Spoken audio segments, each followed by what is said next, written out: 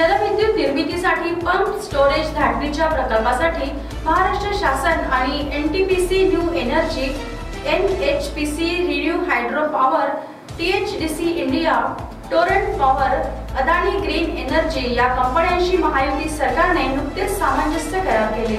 यामुळे 62,550 इतकी रोजगार निर्मिती होणार आहे।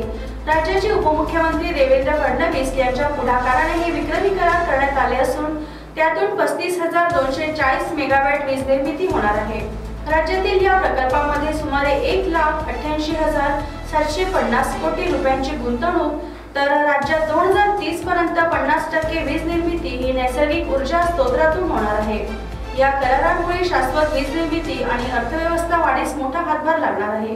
राज्याची एकूण वीज निर्मितीची स्थापित क्षमता 46,000 मेगावॅट असून 40,870 मेगावॅटचे पंप स्टोरेज क्षेत्रात वीज निर्मिती करार झाल्याने हरित ऊर्जा क्षेत्रात राज्याचे हे मोठे पाऊल आहे।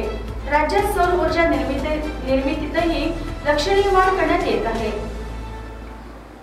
जलविद्युत निर्मितीसाठी पंप स्टोरेज धाटणीच्या प्रकल्पासाठी महाराष्ट्र शासन आणि NTPC, Welspun new energy, NHPC, renew hydro power, THDC India, Torrent power, Adani green energy या कंपन्यांशी महायुती सरकारने नुकतंच सामंजस्य करार केला।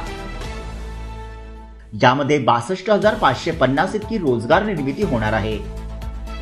उपमुख्यमंत्री देवेंद्र फडणवीस यांच्या पुढाकाराने हे विक्रमी करार करण्यात आले असून त्यातून 35,240 मेगावॅट वीज निर्मिती होणार आहे।